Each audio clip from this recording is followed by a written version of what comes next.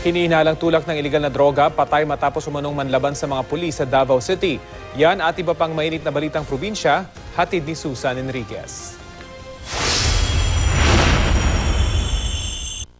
Patay sa pamamaril ang isang kumakandidatong konsehal sa Likuan Baay, Malibkong Abra.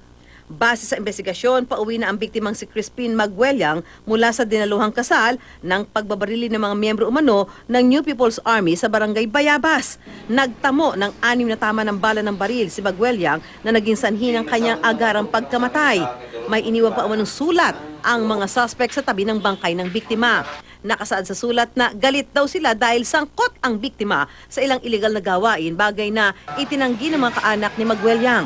Patuloy ang investigasyon sa insidente. Mahigpit din binabantayan ng PNP ang bayan ng Abra dahil isa ito sa mga lugar na nasa listahan ng areas of concern ngayong eleksyon.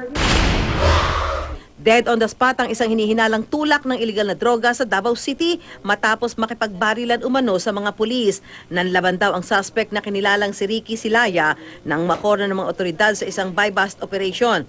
Notorious daw na pusher si Silaya sa lugar. Nakuha mula kay Silaya ang isang baril at 7 pakete ng hinihilalang shabu na nagkakahalaga ng mahigit 74,000 piso. Nasawi sa Lawag City ang isang lolang 77 taong gulang matapos mabundol ng isang van. Sa lakas ng pagkakabangga sa biktimang si Nieves Tapek, tumilapon pa raw siya ng ilang metro.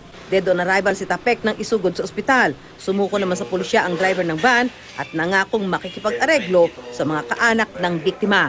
Susan Enriquez, GMA News.